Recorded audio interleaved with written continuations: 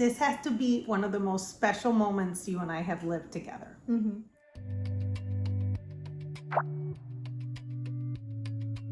You know how in our tradition in the Latin American countries, you celebrate having your quinceañera, your 15th birthday party. But of course, I'm raising my daughter, Amelia, in Chicago, and she just turned 15, and she has grown up listening to how I had my quinceañera, how my 15th birthday party was so cool, and my uncle gave a speech and all that stuff. But she's growing up in the States and not in a community that is full of people who follow that culture. But you've always wanted a party like that. I have. Mm-hmm. Do you want me to expand on that, or is that just like a statement we're leaving? No, expand on it. I don't know. I spent many years dealing with a lot of, like, I guess you could call it microaggressions of, like, you don't look Puerto Rican though, but you don't sound Puerto Rican, but your English is so good, and that type of stuff.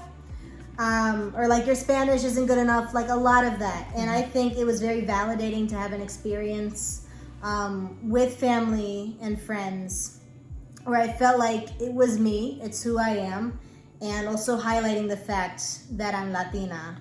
Aww. Okay. I didn't know that.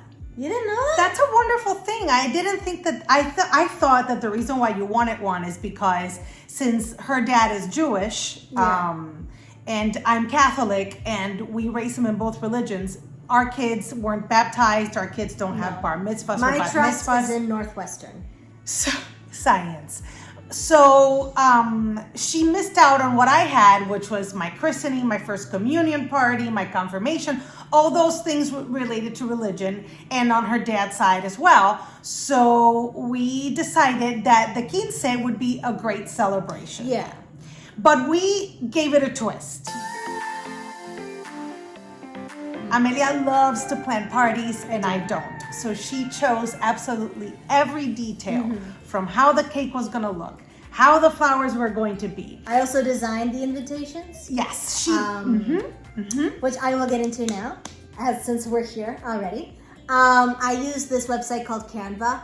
It's really great. You can look up invitations, birthday party invitations. They have many different templates. You can also customize them. We'll write that down. We'll give you all the details on the description of this video. We had great balloons from Love Balloons, and we had cake and pastries from Vanille. And she wanted just one layer cake as opposed to me. I had two. You had more than two. I had like 3-level cake, like a wedding cake. Because like, quinceañeras are like weddings. The one from Sleeping Beauty, where it's tipping over, No, that's not how it was. But it looked like it. But she had a whole Pinterest board, and what's great is that the flowers were by BCollective, who is a friend of ours, Mirai, who's known her since she was very little. She was 10 and always said, I will do your quinceañera arrangements.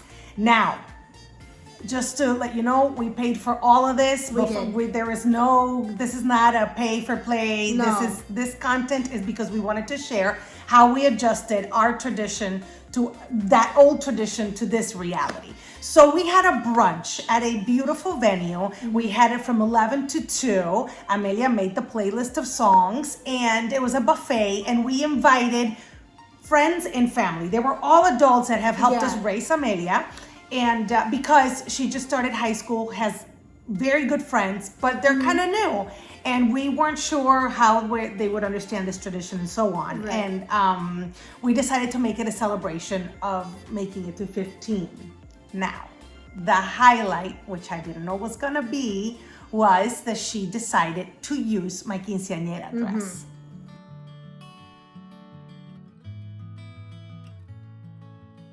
So I think it was like June. No, yes, it was June. Because it was right before graduation. My tia Titivane was coming up for my graduation, and she had asked, or no, I think she had just mentioned that she had like her quinceañera And dress. she sent it with her daughter. Yeah.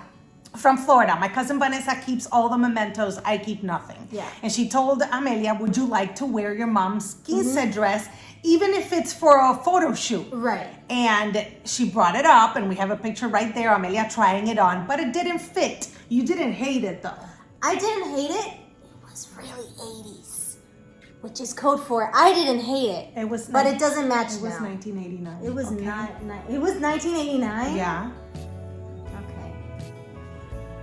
Listen, Cyndi Lauper, you need to relax. Entonces, but she said we could do something with it. And what was your awesome idea? A lot of women now, for like bridal showers, bachelorette parties, are taking their mother's wedding dresses and turning them into corsets, into pantsuits, and into different outfits for themselves, or even like tiny dresses. So I had seen one where she turned it into a pantsuit, and I thought it's around the same length as Mommy's quinceañera dress. Maybe we can do that. Now, we did not get the pants because the skirt was not long enough. However, we did manage to turn the top into a corset. So you can see in the picture from before and after that we took the bows from the straps and put one bow on the back.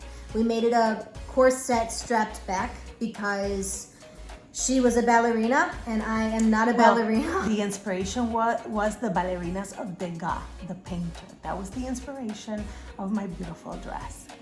It's like Emily Gilmore produced this. I swear. What's next? The Russian ballet as your wedding? Whatever. Anyways.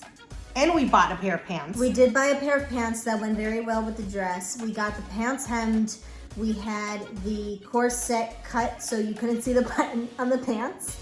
And we also made sure that the pearls stayed on as well. Yes. And we kind of ran with the theme of like pink and pearls type of thing, if you will. And it turned out beautiful. It did. And the process of going to, on that drive, the drive was about an hour from the city. And it was also the aunt of Mirai, the person who did the flowers. I'm going to put the information on her alterations place here. It's in Arlington Heights. And they treated us with so much love and so much care and gave us those moments between mother and daughter that you will never forget, that I never thought I was going to have. And it was truly, truly special. And it was a great way for her to upcycle, recycle, and have a piece of our history. And then we added my cousin Vanessa, who apparently is the historian of our family, brought the same pearl bracelet that I wore for my quince, which belongs to her because my mom gave it to her. And you wore earrings that belong to my grandmother, your great-grandmother. That They weren't to Abu? No. That your cousin had worn for her wedding. So there were many little details that we find super special and that I am so happy that we did it. I'm happy too. Apparently, I also discovered in this process, to quote my Thea, I have chubby earlobes, she said as she put the earrings on me. All right, so we're gonna put all the information there, and tell us, how do you adjust your traditions, your costumbres, to modern day and also to the culture that maybe you are assimilating to or migrated to? Leave it in the comments and don't forget to subscribe.